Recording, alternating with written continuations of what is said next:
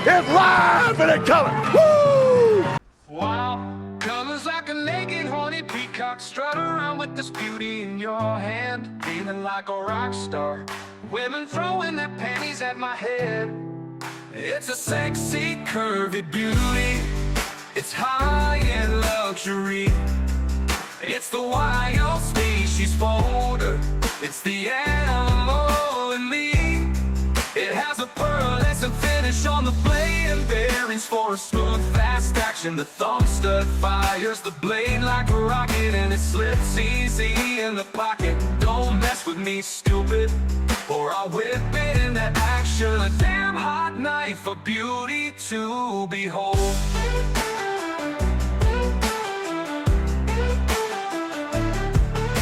The curves fit your hand like no other. As an EDC, it ranks the highest. From the mind of an artist, this design may be their finest. It's clean, it's simple, and perfectly well done. It's a sexy... Hey guys, welcome back to the channel. My name is Jim, and this is A to Z EDC. Today we're going to be taking a look at a brand new offering from Remette Knives called the Wild Species. And this one is quite special because Remette has found a way to create incredibly premium quality knives at more or less affordable prices. Now, I say more or less because there's always somebody out there that has only bought knives at Walmart that goes, "Oh my God, it's over $40. How do you call that affordable?"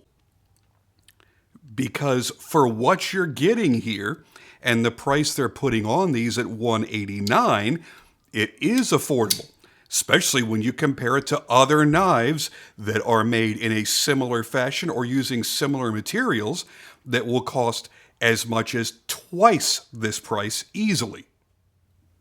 Using some of my other EDC items here on the table for an example, take a look at the Stealth Arms Platypus.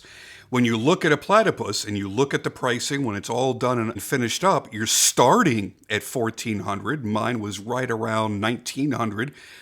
And a lot of people would look at that if they've only ever bought, let's say, M&Ps or Glocks or Springfield XDs and go, that's expensive. That's $2,000 for a pistol. It's ridiculous. However, when you compare this to other similar styled pistols, which would be 2011 style guns that begin at the low end at $2,000, it's an extraordinary value. So everything's relative. Same thing with the flashlight that I have sitting right here, my MSR D4 V2. It is one of the best made customized lights that money can buy. Hank builds these to order.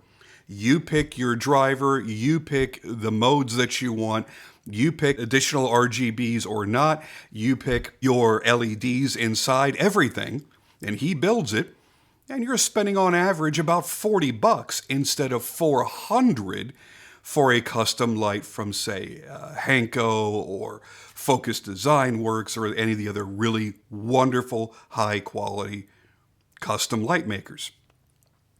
So Remette has found this niche in the market that unfortunately is probably going to get crowded very, very soon as these different brands recognize the success that they're having. And I'll give you a couple of recent examples that I have reviewed from my collection here.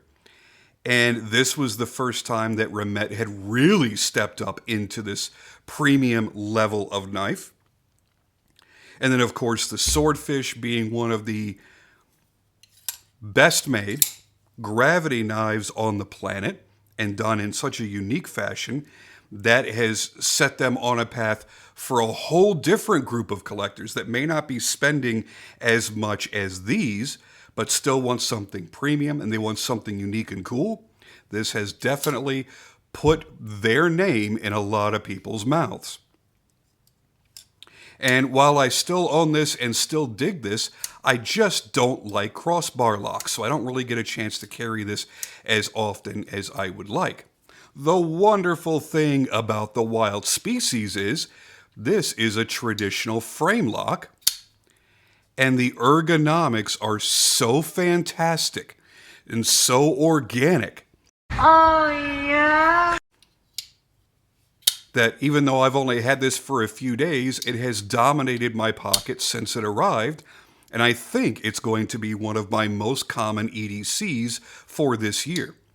It fits nice in the pocket. The titanium pocket clip, the milled titanium pocket clip, I should say, is made perfectly, has a great amount of tension. It's not difficult to get in or out of the pocket though. The action is fantastic with a perfect detent. This thumb stud is in the perfect place. And if you like front flippers, yes, you can also front flip it as well. So you have the multiple methods of deployment that a lot of people really expect to have in a quality EDC knife these days.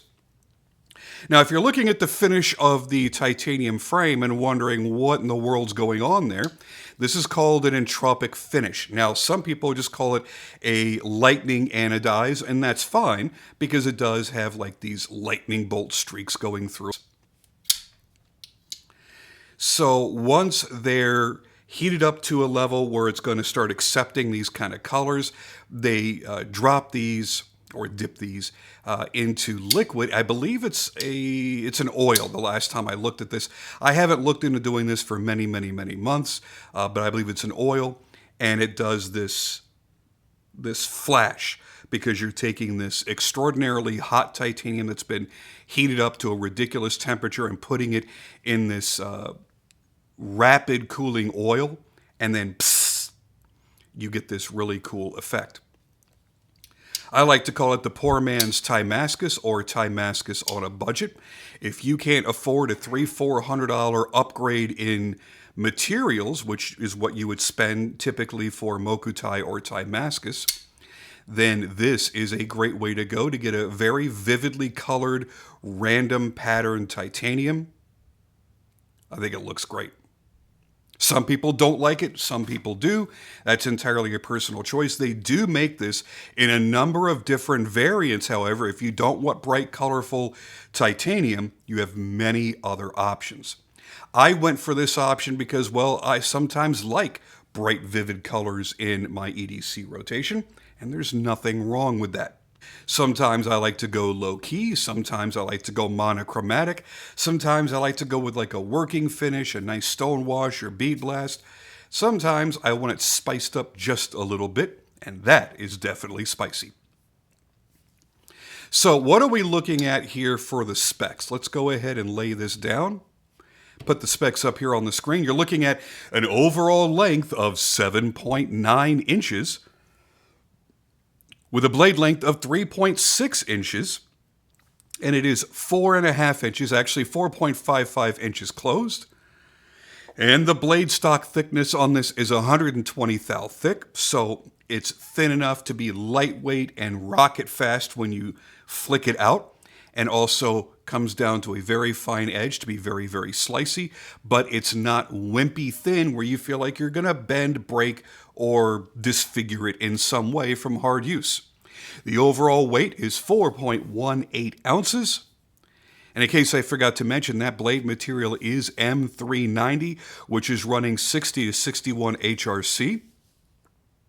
And it is flat ground, and they are claiming ground by hand, which adds a great amount of expense when you're talking about a production knife, because you're having to stop everything, I've already used this a few times, sorry about that, and slow everything down to hand these off to a knife maker to grind by hand. Now, they're also applying what they call their pearlescent finish to the bevels. You've got a hand-rubbed satin for the flats. It's a nice combination.